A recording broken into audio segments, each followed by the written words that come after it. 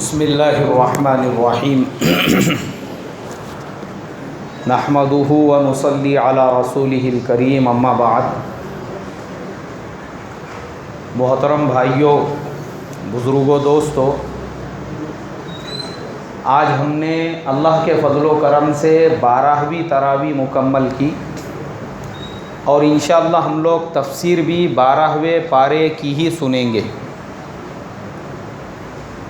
12واں پارہ جہاں سے شروع ہوتا ہے سورہ ہود وہیں سے شروع ہوتی ہے، اس کے تھوڑا سا پہلے۔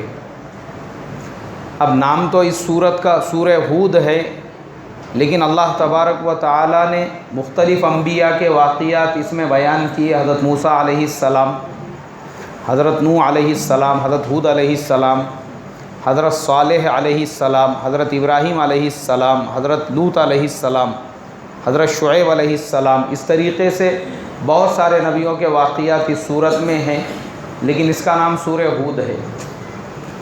سب سے بڑا واقعہ اس سورت میں جو ہے وہ حضرت نوح علیہ السلام کا ہے۔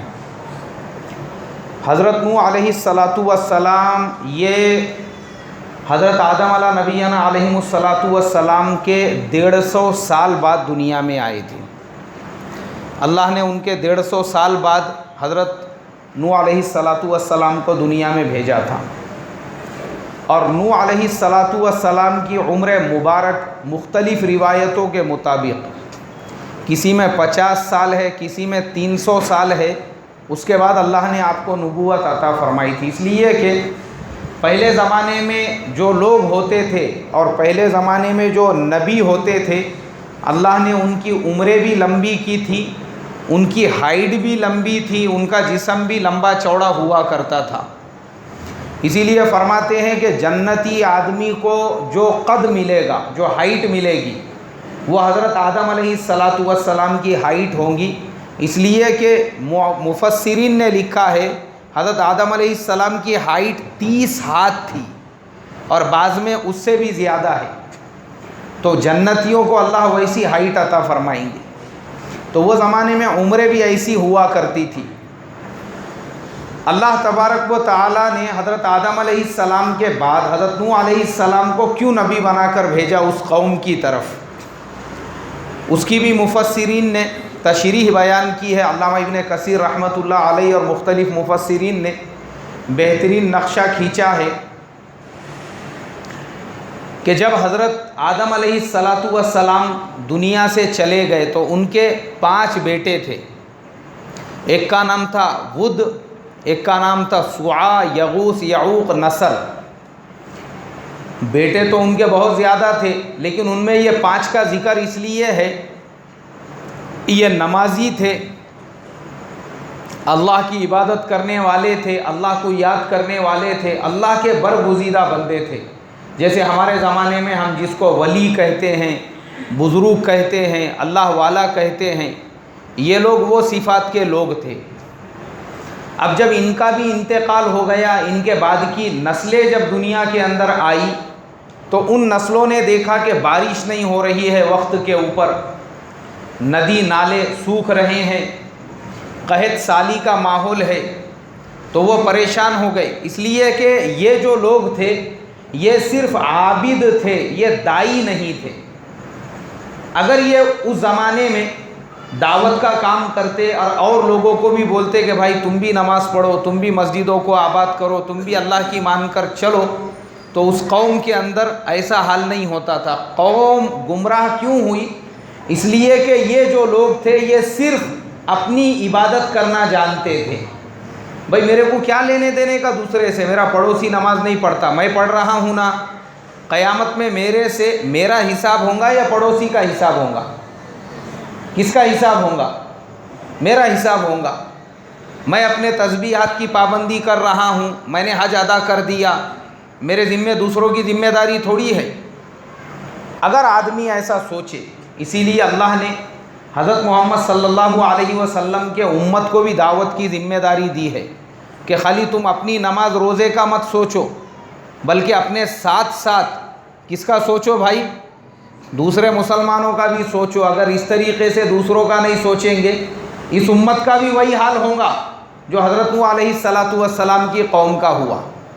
اور کیا حال ہوا وہی میں آپ کو بتا رہا ہوں کہ یہ جو 5 لوگ تھے انہوں نے کہا کہ بھئی اپنے کو کیا لینے دینے کا دوسروں سے، وہ اپنی عبادت کرتے تھے اور وہ دنیا سے چلے گئے. لیکن بعد کی جو نسلیں ہیں وہ گمراہ ہو گئی، اس لیے کہ ان کو کسی نے نماز نہیں سکھایا، کسی نے روزہ نہیں بتایا، کسی نے اللہ کیا ہے اس کے رسول کیا ہے کچھ نہیں بتایا.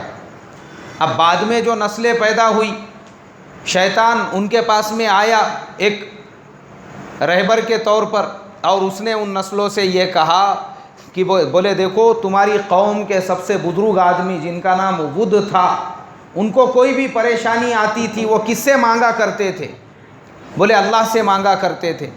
تو تم ایسے برگزیدہ آدمی کی جس کا اللہ سے اتنا تعلق تھا تصویریں بنا بنا کے اپنے گھر میں رکھو. اب لوگوں کو خود شیطان نے تصویریں بنا کر دی اور کہا کہ ان 5 بزرگوں کی رکھو. اب ہر گھر کے اندر جو ہے 5 بزرگوں کی تصویریں، ود، سعا، یغوث، یعوق، نصر، یہ 5 وہ زمانے کے بڑے اللہ والے، بڑے عابد. اب لوگوں نے اپنے اپنے گھروں میں ان کی تصویریں لگا دی. اب لوگ اللہ کو چھوڑ کے بیٹھ گئے، یہ 5 بزرگوں کی پرستش کرو. اب وہ 5 بزرگوں کو اگربتی لگائی جانے لگی، وہ 5 بزرگوں کی نیاز کی جانے لگی، وہ 5 بزرگوں کی منتیں مانی جانے لگی، وہ 5 بزرگوں کا صندل نکالے جانا لگا، وہ 5 بزرگوں کا عرس منایا جانے لگا. قوم یہ بھول گئی کہ وہ 5 بزرگ کیا کرتے تھے. وہ 5 بزرگ کا تعلق کس سے تھا؟ بولو زور سے، اللہ سے. اور قوم نے اللہ سے تعلق جوڑنے کی بجائے کس سے تعلق جوڑی؟ ان 5 بزرگوں سے. سیم آج بھی مسلمانوں کا یہی حال ہے. آج مسلمان جو شرک میں مبتلا ہے وہ ان بزرگوں کے راستے پہ نہیں چلیں گے جن کی تصویریں آج ان کے گھروں میں لگی ہوئی ہے. سیلانی بابا کی گھڑی ہوئی فوٹو، یعنی کسی نے سوچا بھی نہیں ہوگا سیلانی بابا کیسے ہوں گے. لیکن مسلمانوں کے بہت سارے مکانات میں، دکانوں میں آپ کو ایک بزرگ ملیں گے ٹکلا جیسا، ان کا پیچھے سے شیر گھوم رہے اور حضرت تسبیح پڑھتے بیٹھے ہوئے. یہ شیطانی حملہ ہے، یہ مسلمانوں کے ایمان پر شیطانی طریقہ ہے یہ. اسی طریقے سے ایک اور فوٹو ملتی ہے، اس کے اندر بیچ میں حضرت غوث پاک بیٹھے ہوئے ہیں ایسا تسبیح پڑھتے ہوئے. ان کے سیدھے ہاتھ طرف حضرت قطب الدین بختیار کاکی، ان کے بازو میں فرید الدین شکر گنج، ان کے بازو نظام الدین اولیاء، ادھر سے شہاب الدین سہروردی، اور باقی ان کے بازو میں دوسرے اللہ والے بیٹھے ہوئے. اور بیچ میں کون بیٹھے ہوئے ہیں؟ حضرت غوث پاک. اور لکھے ہوئے ہیں سب کے سر کے اوپر نام، انا للہ و انا الیہ راجعون. اس سے بڑھ کے شرک کیا ہوگا؟ حضرت غوث پاک رحمۃ اللہ علیہ کا مقام اور مرتبہ بھی ہم کو نہیں معلوم ہے. ارے وہ اولیاء کے سردار ہے، سردار. کون ہے وہ؟ اولیاء کے سردار ہے، سردار. اسی لیے ان کو غوث اعظم کہا جاتا ہے. حضرت غوث پاک رحمۃ اللہ علیہ کو غوث اعظم کیوں کہا جاتا ہے؟ ولیوں کے سردار تھے، اتنا بڑا مقام تھا، مرتبہ تھا. مسلمان ان کے تقوی پہ چلنا چھوڑ کر ارے ان کے جیسا تقوی بھی گھروں میں لاؤ. غوث اعظم رحمۃ اللہ علیہ کے زندگی میں تقوی کیسا تھا؟ مدرسے میں پڑھنے کے لیے گئے تو مطبخ کی ذمہ داری دی گئی کہ مطبخ کا پورا نظام سنبھالو. اب حضرت سیدنا عبد القادر جیلانی رحمۃ اللہ علیہ مطبخ کا نظام سنبھالنے لگے تو تھوڑے دنوں میں وہ دبلے پتلے ہو گئے اور طبیعت خراب ہو گئی. تو مدرسے کے ذمہ دار نے ان سے یہ کہا، بولے کیوں طبیعت خراب ہو گئی؟ بولے حضرت میں نے کئی دنوں سے کچھ کھایا پیا نہیں. تم مطبخ کے ذمہ دار ہو، کچن کی ذمہ داری تمہاری طرف ہے، کیوں کھائے پیے نہیں؟ کیونکہ آپ نے مجھے کھانے پینے کے لیے نہیں کہا تھا، صرف ذمہ داری سنبھالنے کے لیے کہا تھا. یہ تقویٰ تھا حضرت خواجہ حضرت سیدنا عبد القادر جیلانی رحمۃ اللہ علیہ کا. اور آج کے زمانے میں جس کو مطبخ کی ذمہ داری ملی، آدھے شینگدانے گھر کو اور آدھے مطبخ میں. ہاں نہیں میں بتا رہا ہوں آپ کو، یہ عام چیز ہے. یہ ہمارے یہاں پہ جن جنوں کو بھی مطبخوں کی ذمہ داری ملتی نا، ڈھیریا ایسے نکل جاتے ان کے تھوڑے دنوں میں. مطبخ میں کم اور گھر کو زیادہ جاتا ہے ان کے. مطبخ میں ڈالڈا ڈالے جا رہا پلاؤ کے اندر، اور حضرت کے گھر میں بریانی میں اصلی گھی ڈالے جا رہا. مطبخ کی ذمہ داروں کا ایسی چربی ایسی 4 انچ کی آ جاتی ان کے آنکھ پہ، جن کو مطبخوں کی ذمہ داری ملتی. لیکن وہ حضرت سیدنا عبد القادر جیلانی کا تقویٰ دیکھو، ایک لقمہ بھی کھایا نہیں اور مطبخ کے ذمہ دار تھے. تو آج وہ لوگ جو اپنے گھروں میں حضرت سیدنا عبد القادر جیلانی کی تصویریں لگاتے ہیں، میں ان سے کہتا ہوں ارے ان کے جیسا تقویٰ لاؤ. مٹکے کی دکان چلائیں گے اور یہ سوچیں گے کہ ہمارے گھر میں ان کے جیسی برکت آئے. بولو برکت آئیں گی؟ سینما ہالوں کی کمائی گھر میں لائیں گے، لوگوں کو ہفتوں سے پیسے دیں گے، لوگوں کو مہینے سے پیسے دیں گے، قرضوں سے دیں گے، بیاج سے دیں گے، سٹے کی، شراب کی، ہاٹ بٹی کی دکانیں چلائیں گے، اور پھر حضرت عبد القادر جیلانی کی تصویریں لگائیں گے. مجھے بتاؤ کچھ فائدہ ہوگا کیا اس سے؟ ان کی نیاز سال میں 1 مرتبہ کر کے، ارے زندگی بناؤ نا ان کے جیسی، ان کے ماں باپ کے جیسی. تو آج مسلمانوں کا یہی حال ہو چکا ہے. شیطان آج کے مسلمانوں کے ساتھ میں بھی وہی کھیل کھیل رہا ہے جو اس نے نوح علیہ السلام کی قوم کے ساتھ میں کھیلا. اس نے بھی ان مسلمانوں کو وہی پالا پڑھایا کہ تم اللہ کو دے دو چھوڑ کے، یہ جو اللہ کے بزرگ تھے اب ان کی پرستی شروع کرو. اب دھنگانا چالو مسلمان کے گھر پہ. جیسے ہی جمادی الاول کا مہینہ آیا، بڑے بڑے اسپیکروں میں کلیر کا میلہ بول کے قوالی پہ قوالی چالو ہے. یہ مسلمانوں کا حال ہے آج. تو ان میں اور ہمارے میں کیا فرق رہ گئے؟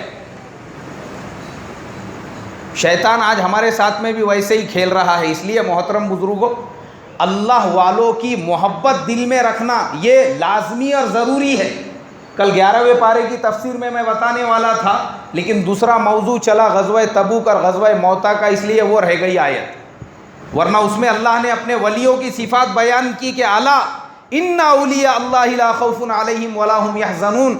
جان لو کہ اللہ کے ولی، اللہ کے دوست ایسے ہوتے ہیں نہ ان کو ڈر ہوتا ہے نہ خوف ہوتا ہے. تو اللہ کے ولیوں، اللہ کے دوستوں سے محبت ضروری ہے، لیکن ان کو اللہ کی ذات میں شریک کرنا یہ اللہ کو سب سے زیادہ ناپسندیدہ ہے. اس لیے شرک سے مسلمان بچے، اپنے دل میں عظمت رکھے. حضرت سیدنا عبد القادر جیلانی رحمۃ اللہ علیہ کی، حضرت خواجہ معین الدین چشتی رحمۃ اللہ علیہ کی، میں خود اجمیر گیا ہوا ہوں، میں نے بھی زیارت کی حضرت خواجہ معین الدین چشتی رحمۃ اللہ علیہ کے مزار کی. جب بھی میں نظام الدین مرکز جاتا ہوں یا میرا جانا ہوتا تھا، اس وقت میں خاص طور پہ حضرت نظام الدین اولیاء رحمۃ اللہ علیہ کے مزار پہ بھی جاتا تھا، اور روزانہ کوشش کرتا تھا کہ 1 مرتبہ جانے کا موقع ملے. اس لیے کہ ارے ان کے مقام اور مرتبے کا ہم اندازہ نہیں لگا سکتے، وہ اللہ کے کیسے بڑے بڑے ولی اور دوست تھے. لیکن ان کو اللہ کی ذات میں شریک بنانا یہ اللہ کو پسند نہیں. تو نوح علیہ السلام کی قوم میں ایسا ہی ہوا. اسی لیے محترم بزرگوں، تصویر حرام اور ناجائز اسی لیے ہے کیونکہ یہ جو تصویر ہے انسان کو شرک کے دروازے پہ لے کر جاتی ہے. اسی لیے منع فرمایا تصویر سے. اب قوم نے اللہ کو دے دی چھوڑ کے، اب وہ 5 بزرگوں کا سندل بھی نکل رہا ہے، قوالی کا پروگرام، جنگی مقابلہ بھی چالو ہے، اور اس کے بعد میں جو ہے پھر سب ان کے تصویروں کے بعد پھر اگلی جو پیڑھی آئی اس نے تصویروں کو دی پھاڑ کے، وہ 5 کے پتلے بنا کے ان کی عبادت شروع کر دی. اللہ تعالیٰ نے نوح علیہ السلام کو بھیجا. انا ارسلنا نوحا الی قومہ. اللہ فرماتے ہم نے نوح علیہ السلام کو بھیجا. اب نوح علیہ السلام ان کے برادر تھے، ان کے ہی خاندان کے آدمی تھے. سمجھایا نوح علیہ السلام نے قوم کو، لیکن قوم کہاں سے ماننے والی؟ اس لیے کہ قوم میں بڑے بڑے سرمایہ دار، بڑے بڑے کروڑ پتی، بڑے بڑے ارب پتی یہ جو لوگ تھے وہ 5 بزرگوں کے ماننے والے تھے. وہ خود پورے اہتمام کے ساتھ، کیونکہ ان کے سب سٹے کے، 2 نمبر کے، ہاتھ بٹی کے دھندے چلتے تھے بڑے بڑے لوگوں کے، اس لیے ان کی چھتر چھایا تھی ان بزرگوں کے اوپر، ان کے سندل کے اوپر. سندل کس کی طرف سے؟ فلانے سیٹ کی طرف سے. بولے چادر کس کی طرف سے؟ فلانے سیٹ کی طرف سے. تو چھوٹے جو غریب لوگ تھے انہوں نے نوح علیہ السلام کی بات کو قبول کیا. جو بیچارے غریب مزدوری کرنے والے ویسے لوگ، وہ مسلمان ہونے لگے، اور بڑے جو امیر تھے، کروڑ پتی تھے، رئیس لوگ تھے، انہوں نے انکار کیا حضرت نوح علیہ السلام کا، اور کہا ان سے اے نوح، اگر تو یہ چاہتا ہے کہ ہم تیری بات کو مانیں تو یہ جو تیرے ساتھ میں گور غریب لوگ جو گھومتے پھرتے ہیں ان کو ہٹا دو، بازو کو ان کو چھوڑ دو اور ہمارے پاس میں آ جاؤ، ہم بڑے لوگوں کے ساتھ میں رہنا سیکھ لو، ہمارے جیسے لوگوں کے ساتھ اٹھنا بیٹھنا سیکھ لو، تو پھر ہم تمہاری بات کو مانیں گے۔ اور یہی سوال اللہ کے نبی صلی اللہ علیہ وسلم سے ابو جہل اور مشرکین مکہ نے کہا تھا، بولے یہ بلال، یہ صہیب، یہ خباب، یہ عمار ابن یاسر جو تمہارے ساتھ گھومتے پھرتے ہیں ان کو چھوڑ دو، ہمارے جیسے سرداروں کے ساتھ میں اٹھنا بیٹھنا شروع کرو تو ہم تمہاری بات مانیں گے۔ تمہاری بات ماننے والے تو سب گور غریب ہیں۔ آج بھی مسلمانوں کا بہت بڑا طبقہ ایسا ہے جن کے پاس 4 پیسے آ گئے، جو کروڑ پتی ہے، مالدار لوگ ہیں، وہ نماز پڑھنا نہیں چاہتے، روزے رکھنا نہیں چاہتے، مال کا گھمنڈ، گاڑیوں کا گھمنڈ، بنگلوں کا گھمنڈ، یہ حال ہے آج کے زمانے میں۔ اور پیجامے کرتے والوں کو لوگ حقیر سمجھتے، حقیر لوگ ہیں، بولے یہ ان کو کیا معلوم، انہوں نے کیا دنیا دیکھے بھی ہے، ایسا سمجھتے آج۔ دینداروں کو، دین پہ چلنے والوں کو، ٹوپی داڑھی والوں کو، جو ایک طبقہ ہے مسلمانوں میں آج بھی۔ تو نوح علیہ السلام کے زمانے میں بھی ایسا ہی تھا۔ اب غریب تو مسلمان ہو گئے، لیکن 950 سال کی محنت کے بعد صرف 80 لوگ ایمان میں داخل ہوئے۔ کتنے لوگ داخل ہوئے بھائی؟ ہاں، وَلَقَدْ أَرْسَلْنَا نُوحًا إِلَىٰ قَوْمِهِ أَلْفَ سَنَةٍ إِلَّا 50 عَامًا۔ اللہ فرماتے ہیں نوح علیہ السلام نے 950 سال محنت کی۔ اب نوح علیہ السلام سے برداشت کے باہر ہو گیا، قوم کا ستانا، مذاق اڑانا، پتھروں سے مارنا، راستوں میں کانٹے بچھانا۔ اب نوح علیہ السلام کی زبان سے وہ بددعا نکل گئی اور کہا ربی لا تذر، اور انہوں نے نوح علیہ السلام نے دعا کی، وقال نوح ربی لا دیکھو مجھے ایکچولی قرآن کے اتنے آیتیں الگ الگ پاروں کی ہے، اب یہ آیت 29ویں پارے کی ہے۔ اب اس کے اندر اللہ نے فرمایا ہے، نوح علیہ السلام نے دعا کی اور کہا کہ اے اللہ اس قوم کے لیے زمین کو تنگ کر دے۔ اب نوح علیہ السلام کی دعا کے بعد، یہ بددعا تھی نوح علیہ السلام کی، یہ بددعا ہونے کے بعد اللہ تبارک و تعالیٰ نے حکم دیا کہ نوح تمہیں کشتی بنانا شروع کر دو۔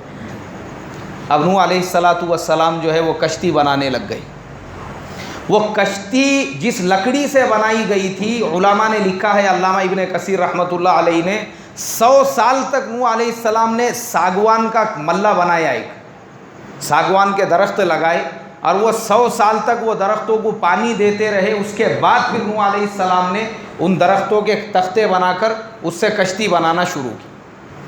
اور کشتی کتنی بڑی تھی، حضرت ابن عباس رضی اللہ عنہما فرماتے ہیں کہ نوح علیہ السلام کی جو کشتی تھی وہ 300 ہاتھ لمبی تھی اور 50 ہاتھ چوڑی تھی، اور بعض روایتوں میں ملتا ہے کہ 600 ہاتھ لمبی تھی اور 50 ہاتھ چوڑی تھی۔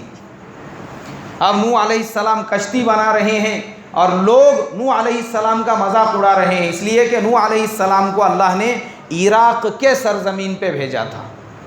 اور عراق کی سرزمین کیسی ہے؟ پوری سنگلاخ، چاروں طرف دیکھیں گے تو ریگستان، وہاں پہ بڑے بڑے دریا نہیں ہیں، سمندر نہیں ہے۔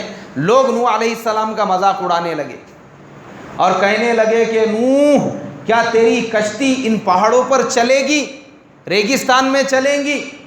اور لوگوں نے نوح علیہ السلام کے کشتی میں پاخانہ کرنا شروع کر دیا، اس کو پاخانہ بنا دیا اور گندگی سے بھر دیا۔ اب اللہ کے نبی حضرت نوح علیہ السلام نے دعا کی اور کہا اے میرے اللہ، اے میرے پروردگار، تیرے حکم پہ میں نے کشتی بنانا تو شروع کی تھی، مگر اس قوم نے اس کشتی کو پاخانے سے بھر دیا۔ اللہ کی آواز آئی، میرے نبی نوح، قاری حنیف صاحب فرماتے ہیں، بولے میرے نبی نوح جنہوں نے اس کو پاخانے سے بھرا ہے، اگر انہی سے میں نے نہیں دھلوا دیا تو بولے میری کبریائی بھی کس کام کی۔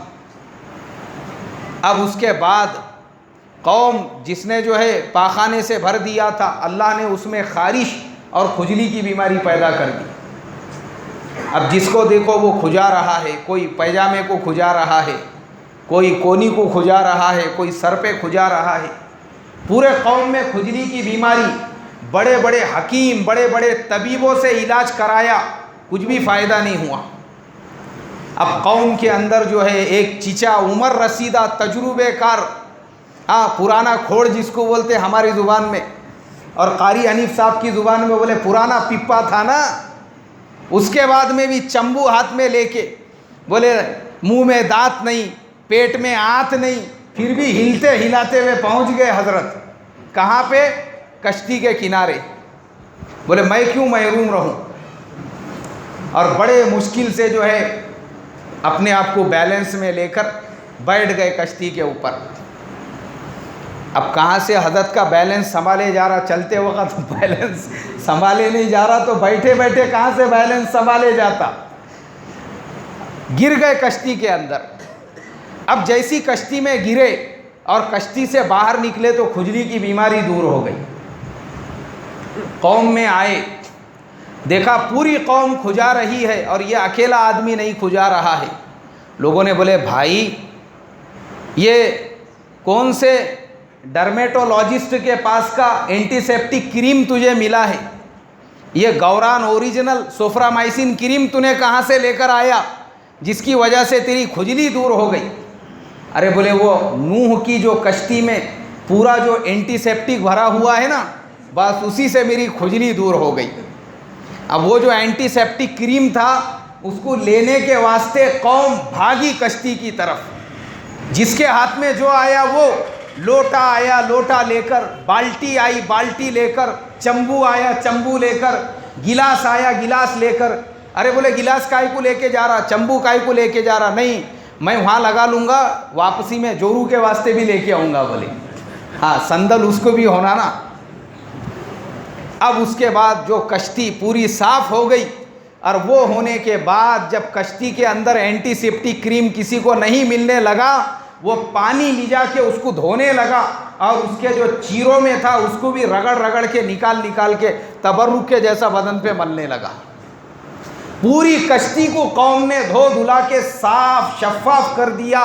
اللہ تبارک و تعالیٰ نے وحی بھیجی اور کہا میرے نبی نوح، ہم نے کہا تھا نا جنہوں نے گندا کیا ہے انہی سے ہم صاف کروائیں گے، دیکھو تمہاری کشتی صاف ہو گئی۔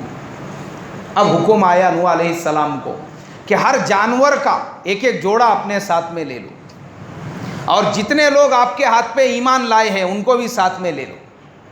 اب 80 لوگ جو مسلمان ہوئے تھے وہ اور تمام جانوروں کا ایک ایک جوڑا لے کر حضرت نوح علیہ السلام کشتی میں سوار ہوئے، اور نوح علیہ السلام نے اپنے بیٹے یام کو، نوح علیہ السلام کے 4 بیٹے تھے، ایک کا نام تھا حام، ایک کا نام تھا سام، ایک کا نام تھا یافس، اور ایک کا نام تھا یام۔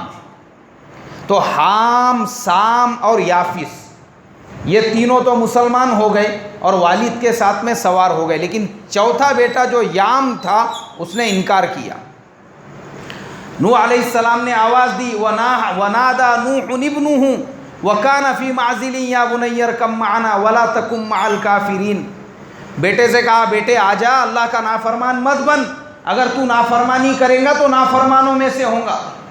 بیٹے نے کہا قَالَ سَآوِي إِلَىٰ جَبَلٍ يَعْصِمُنِي مِنَ الْمَاءِ، ابا جان کچھ ہونے والا نہیں ہے، پہاڑ کے چوٹی پہ میں چڑھ جاؤں گا، کوئی مجھے ڈبانے والا نہیں ہے۔ نوح علیہ السلام نے کہا بیٹا اللہ کا عذاب ہے، کوئی بچانے والا نہیں۔ قال لا عاصم اليوم الا من رحم اللہ۔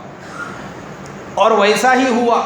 اب جب صبح ہوئی تو تنوروں میں سے، جو کھانا پکانے کے تنور ہوتے ہیں، اس کے اندر سے پانی ابلنا شروع ہوا، اور بعض علماء نے لکھا ہے کہ تنور ایک چشمے کا نام تھا، وہاں سے سب سے پہلے پانی کی شروعات ہوئی۔ خیر جو بھی تھا، تنور پہلے زمین سے نکلا، پھر آسمان سے برسنے لگا، اور زمین آسمان کا پانی ملا کر وہ پورے کے پورے پانی میں پوری دنیا غرق آب ہو گئی۔ اور یہ جو بیٹا تھا جس نے حضرت نوح علیہ السلام کا انکار کیا، وحال بینہم الموج وکان من المغرقین، پانی میں غرق ہو گیا، اللہ کی ذات کا انکار کیا، باپ کے نبوت کا انکار کیا، پانی میں ڈوبنا پڑا۔ اب نوح علیہ السلام کی کشتی پورے دنیا کا گشت کرنے لگی، اور لکھا ہے علامہ ابن کثیر رحمۃ اللہ علیہ نے 40 دن تک حضرت نوح علیہ السلام کی کشتی نے بیت اللہ کا طواف کیا۔ کتنے دنوں تک بھائی؟ 40 دنوں تک، اس لیے کہ اللہ نے بیت اللہ کو نقصان پہنچنے سے محفوظ کر لیا تھا، اس لیے نوح علیہ السلام کی کشتی 40 دنوں تک بیت اللہ کا طواف کرتی رہی، اور 150 دنوں تک نوح علیہ السلام اور ان کی قوم اس کشتی کے اندر رہے۔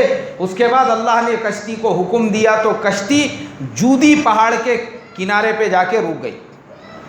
جودی پہاڑ کہاں پر ہے؟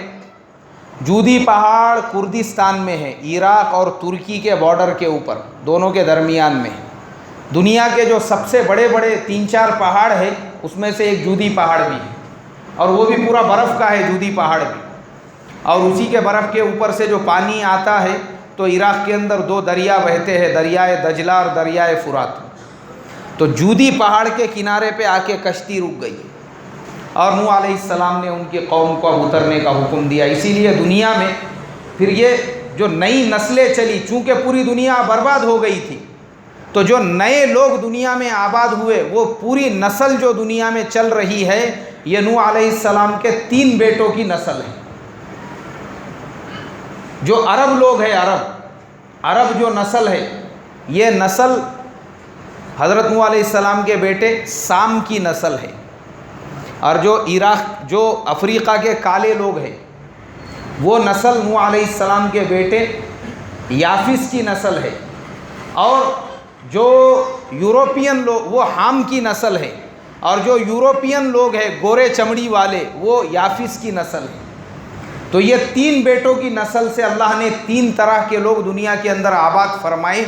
تو میرے محترم بزرگوں، نوح علیہ السلام کے واقعے سے یہی سبق ملتا ہے کہ ایک اللہ کی ماننے میں ہی دنیا اور آخرت کی کامیابی ہے، اور دوسرا یہ پتہ چلتا ہے کہ اگر نبی کا بیٹا بھی اللہ کی نافرمانی کرے گا تو اس کو بھی عذاب سے کوئی نہیں بچا سکے گا۔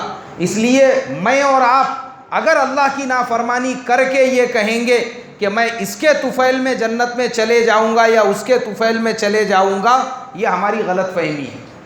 یہ بات اور ہے کہ اللہ کے نبی اپنے امت کی سفارش فرمائیں گے، اللہ کے قبول کرنے پر ہے، لیکن ہماری ذمہ داری یہ بنتی ہے ہم دنیا میں رہ کر ایک اللہ کی مانیں اور اللہ کے حکموں پر چلے کریں گے انشاءاللہ۔ اللہ مجھے آپ کو عمل کی توفیق عطا فرمائے۔ سبحان اللہ و بحمدہ، سبحانک اللہم و بحمدک، نشہد ان لا الہ الا انت، نستغفرک و نتوب الیک۔ سبحان ربک رب العزۃ عما یصفون۔